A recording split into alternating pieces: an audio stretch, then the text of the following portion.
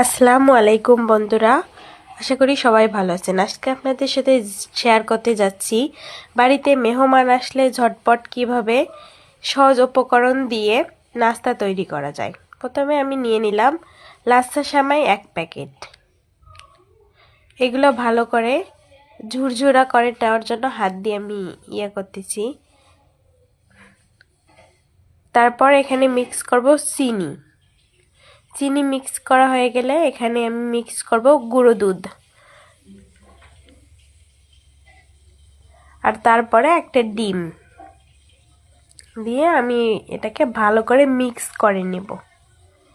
নাস্তাটা বানানো খুব সহজ, হাতের কাছে থাকা 4টি উপকরণ দিয়েই। এই যে আমার এটা মাখা হয়ে গেছে। এখন আমি এটা সামান্য তেলে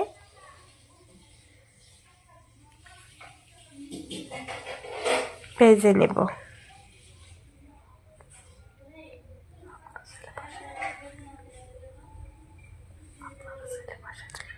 আপনারা চাইলে বাসায় তৈরি করতে পারেন ঝটপট এরকম বিকেলের নাস্তা। এই যে অলরেডি আমার ভাজা হয়ে গেছে, দেখতে কত সুস্বাদু, খেতে অনেক সুস্বাদু।